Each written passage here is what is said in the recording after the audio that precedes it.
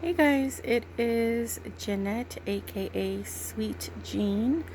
I do not have any makeup on. My hair is in a little baby bun up there. I'm getting ready for bed, but I needed to make this video, um, even though I look really rough, and I normally typically wouldn't be on video without any makeup on. But I do need to do an update video on the liver. If you've seen my past couple of videos, you know that I've had some issues with my liver. My oncologist suggested that I see a hepatologist, and he ordered three things. He ordered blood work, he ordered an endoscopy, and he ordered a liver fiber scan. The labs still came out abnormal. It's the end of the night, and my neck is really tense. My labs still came out abnormal. The endoscopy, which is a flexible fiber optic scope with the camera and a light at the very tip, goes into the mouth, down the throat, into the stomach, and can also check a small portion of the small intestines. So the endoscopy came out fine. Everything looked great. I didn't have any varices. If you have problems with your liver, it could cause varices in your stomach. So I didn't have any of that. I didn't have any polyps. I didn't have any ulcers. I didn't have any nodules. Everything was great. So the endoscopy, I passed with flying colors. And then the fiber scan is basically something similar, I guess, to a density scan. It checks how thick your liver is, and it checks if you have a fatty liver. And so I'm looking through the paperwork, he wrote down that I had fatty liver, fibrosis of the liver, and cirrhosis of the liver, non-alcoholic induced, because I don't drink, maybe once a month, if that, and that's usually just like a margarita or like a cocktail. So basically, back to square one. Doesn't really know why my labs are abnormal. The only thing is possibly the chemo is causing my labs to be a little bit off, abnormal. He doesn't see any reason why I should stop my chemotherapy. He thinks it's fine to continue. He doesn't see anything that's alarming him to completely stop the chemo and start something else. So he's gonna send the results over to my oncologist, and then she'll be the one to give the final decision whether or not to stop the chemotherapy and start something new, which is always a hassle, but you know, sometimes it has to be done. I do need to discuss with her some symptoms that I feel are necessary to discuss. One being the bloody noses that I'm getting. My nose bleeds every day, and it's usually not really bad. It's just really light bloody nose that only lasts a few minutes, but it happens every single day. Now, once or twice a week, it's bad. Like, I'll blow my nose in the morning or what have you, and then it feels like a scab has been removed, and now like this blood is just rushing and gushing out of my nose. I'll grab a bunch of tissue and then I'll hold it to my nose, and then all of a sudden that tissue just goes from white to red, like in a matter of seconds. Then I'm like, the first time it happened, it was really scary because I never had a bloody nose like that, and it was just gushing out of my nose, and then I kind of like leaned back a little bit, and it was just a steady stream of blood that I was drinking. And then once it was like a bit under control, the first time that it happened, I had this feeling that I had something here and that I needed to blow my nose. I was so afraid to blow my nose because it felt like the bleeding was kind of mostly under control, but it was just an urge that I could not blow my nose. So I blew my nose gently as I could, and I got this big huge glob of like warm gelatinized blood, like a big huge polyp, like a big huge blood clot came out of my nose. And luckily my nose didn't start bleeding again, and that was really strange. Luckily I was at work and they were able to spray this gauze and stuff it in my nose, and this what they sprayed it was with medication that helps constrict the blood vessels, so that helped. And then this was a few weeks back, and I've been getting those once or twice a week, where like I got it this morning. I woke up, I woke up because I felt a stream of blood coming out of my nose, and it was all over my pillow.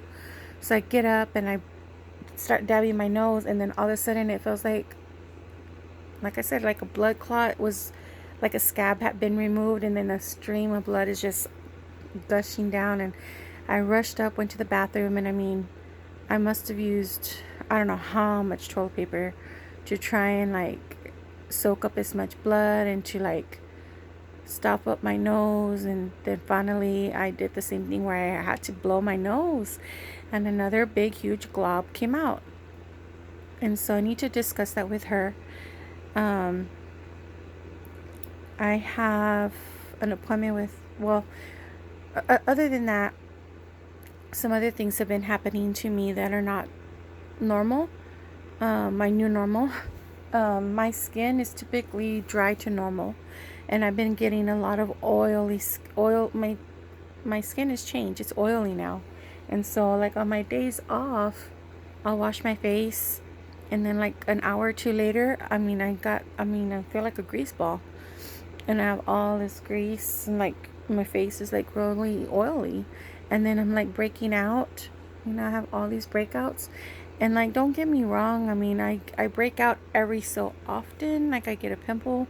Usually it's if I don't wash my face before bedtime, which I know is bad, but sometimes I just go to sleep. I'm so tired. Or I just knock out watching Netflix and I go to sleep without washing my face. So I know that's bad. So, but I've been having, my things are not the same.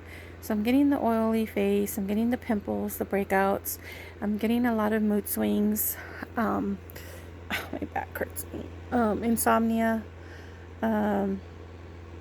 anxiety, I'm more like sad and depressed lately. I'm under a lot of stress. I've been arguing and fighting with someone in my family, like really bad, to the point where I just want to disappear. I just want to be gone. I just want to get up and go and not ever come back and never talk to anybody ever again. I just want to get my son and just leave and run away, but I can't.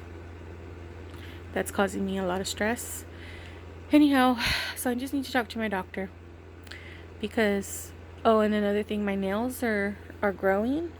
They never used to grow. Well, this is like normal before I had cancer, but when I got cancer, and the chemotherapy would either cause my nails not to grow, or they grew not from the cuticle. I don't know. It was, the characteristics of my nails changed, and whenever they would break, or if I tried to clip them, they would split upwards to the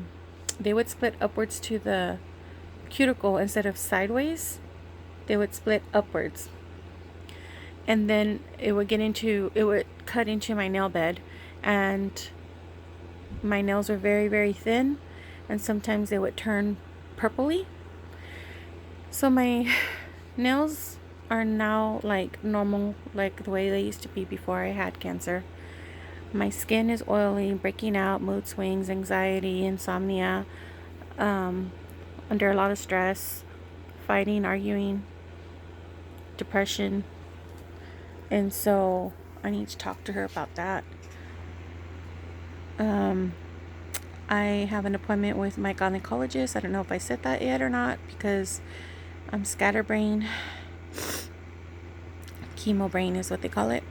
So I have an appointment on the 27th with my gynecologist that is in the same office, the same office as my oncologist, because I'm having like menses, which it shouldn't be because I had a hysterectomy in September. So I feel like I'm producing hormones, which I'm not supposed to.